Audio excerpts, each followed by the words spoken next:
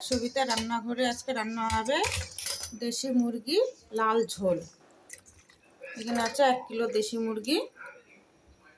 এখানে হচ্ছে শুকনো লঙ্কা ভিজায় রাখছি গরম জলে, আলু, রসুন, পেঁয়াজ, একটু নিম্বু দেব, নুন,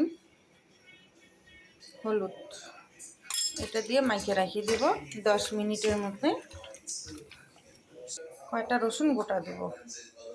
গরম হয়ে গেছে, একটু গোটা চিনি দেব আর 2টা দেব পেঁয়াজ। এদিকে মশলাটা আদা, রসুন, শুকনো লঙ্কা একসঙ্গে বাজে নিচ্ছি। টক দইটা চাটনিতে বাজে নেব।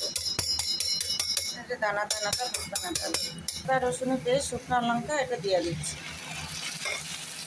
ধনিয়া পাউডার, জিরা পাউডার, হলুদ গুঁড়ো, একটু নুন তো কম দিচ্ছি, চিকেনের মধ্যে নুনটা দিচ্ছি।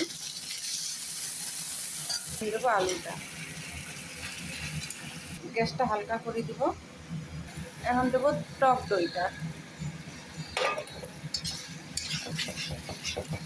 মশলাটা হয়ে গেছে, এখন দেবো মাংসটা। কালারটা খুব সুন্দর হয়েছে। সেটা হয়ে গেছে কষাকষি। এখন জল দেবে, গরম জল। হামেশায় মাংসের মধ্যে দিবা গরম জল, তাহলে ভালো হয়। এটা আমার ম্যাডামের মা শিখাইছে, গরম জল মাংসের মধ্যে, যে কোনো সবজির মধ্যে গরম জল দিবা ভালো হয়।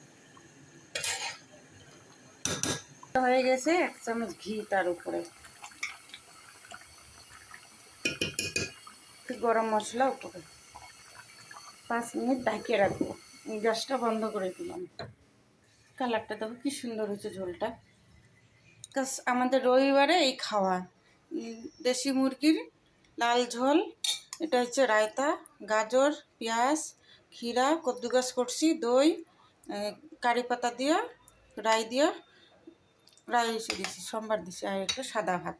Bye bye. ভিডিওটা কেমন লাগলো লাইক করো, ফলো করো। Bye bye.